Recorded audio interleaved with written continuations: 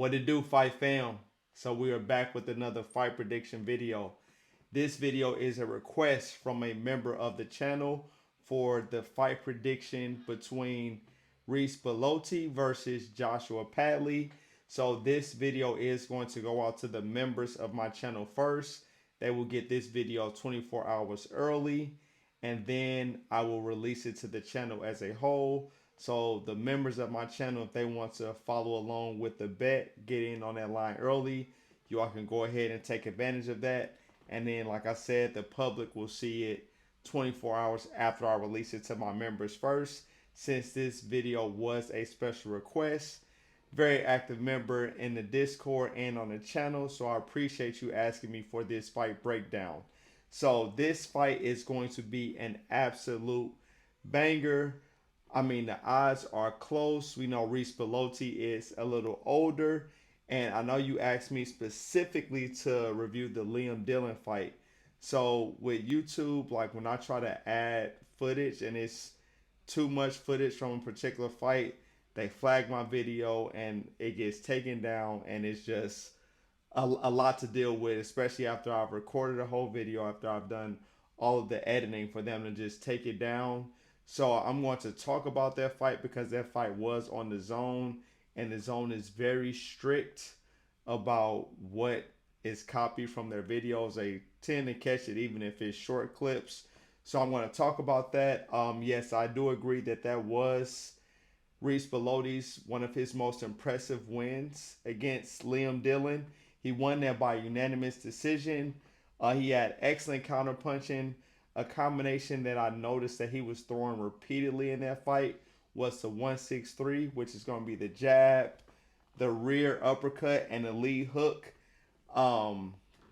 He was essentially just timing Liam Dillon on the way in. Liam Dillon was kind of leaning forward, being very aggressive, and I believe he was tailor-made for Reece Bellotti because Reece Bellotti is an aggressive fighter, and here he is with a guy who is just as aggressive as he is, and Reece Bellotti is excellent at fighting off the back foot.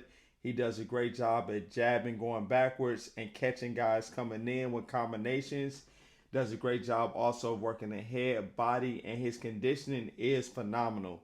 Now, what I will say is that in the 12th round, Reece Bellotti, it's exciting because he lays it all on the line. He wants to leave it all in the ring, but he takes some unnecessary risk, especially in this fight when he was winning the fight easily.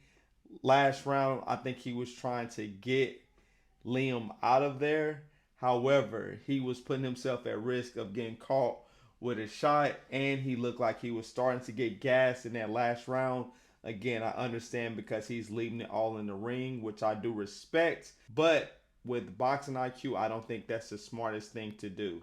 So Joshua Padley, we know he fought Shakur Stevenson, which I think for him was a huge step up fight and invaluable experience because he took that fight on short notice, and that was a life changing fight for him. So it's good that he took it, and the world got to kind of see who Joshua Padley was. Even though he had a huge upset against Mark Chamberlain, the world still was not aware of the skill set of Josh Padley. So we're going to look at the stats of each individual fighter. Then I'm going to let you all know my pick and how I will be betting on this fight. And for my members, please feel free to chime in. Let me know your thoughts, how you all are betting on this fight. If you agree or disagree with my insight on the fight, you know, we are very open in the Discord and we don't always agree on everything. And that's one of the things that I respect about the Discord because people challenge me and challenge my thinking. All right, so let's look at the stats of these guys. So we got 16-1 for Joshua Padley. That only losses to Shakur Stevenson. He was stopped by Shakur Stevenson. That was at 135 pounds. This fight, he is going back down to 130 pounds, which is important to note. So betting odds based on Tapology, he is minus 210. I think I saw them a little higher than that on FanDuel. I'll check that in a second when I'm looking at the odds to bet on the fight. He's 29 years old. Last weight was 133.8. In that fight, he was fighting at 135 pounds. He won that fight by knockout. That was his next fight after the loss to Shakur Stevenson, and he is 5 feet 7 inches. And then on the other side, we have Reece Bellotti. He is 20-6. He has 15 knockouts, a 75% knockout ratio, versus Joshua Padley's 31% knockout ratio. Bellotti is 34 years old. His last fight weight was 129.6. Well, his last weigh-in was 129.6, and he's also 5 feet 7 inches. So these guys, same height. Bellotti's a little bit older. He's 34, so he's getting up there in age in boxing years, but I think he still has some left in the tank. This is a huge fight for him. This is kind of one of those fights where it's like a must win if he still wants his name to be out there, because let's face it, he'll be 35 soon, and it won't be a good look if he takes two losses in a row. Joshua Padley, he's coming back. Like I said, he won. He got the knockout after the Shakur loss.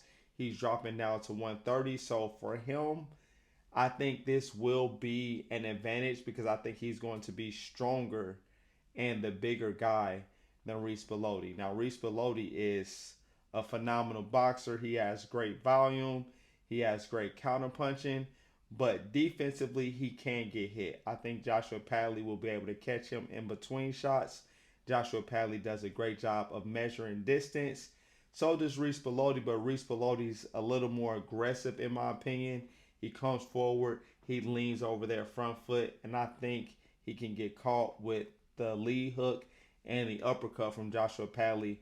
More so the lead hook, because he was catching Mark Chamberlain with that lead hook pretty often coming in. Now, I know Mark Chamberlain was southpaw, so a little easier to catch a southpaw with that lead hook out of the orthodox stand than another orthodox fighter.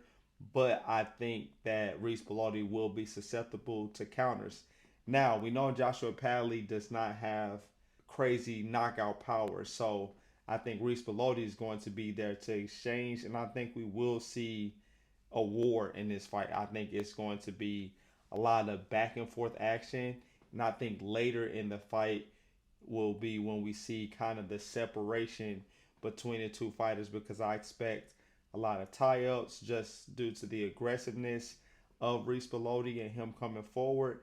And I think that Joshua Padley is going to be able to wear him down with going to the body, catch him in between shots. And I have Joshua Padley actually winning this fight by decision, but I think it's going to be close. I'm thinking like a 8-4, 7-5 type of fight. I can even see it being like a majority decision. I don't know if I would even go with unanimous here. I can see, one of the judges having it very close just because I think from the optics, with how aggressive Reece Bellotti is, I think that plays in the favor of the judges. Now, on the other hand, I think Joshua Padley is going to be the more accurate fighter in this fight because he does a good job of picking his shots. He stays calm. He has a better ring IQ. And he doesn't tend to get wild. He sticks to the game plan. And even when the other fighter, kind of like in the Mark Chamberlain fight, Mark Chamberlain was fighting dirty a little bit, headbutting him and things like that. And Joshua Padley, yeah, he got upset, but he was able to maintain his composure. And I think him being in the ring with Shakur Stevenson was invaluable experience for him. And that's only going to make him rise as a fighter. And with him going down to 130 pounds, hey, I think he can make some noise at 130, due to that experience and due to guys not really knowing who he is. Yeah, he fought Shakur Stevenson, but people still aren't really talking about Joshua Padley.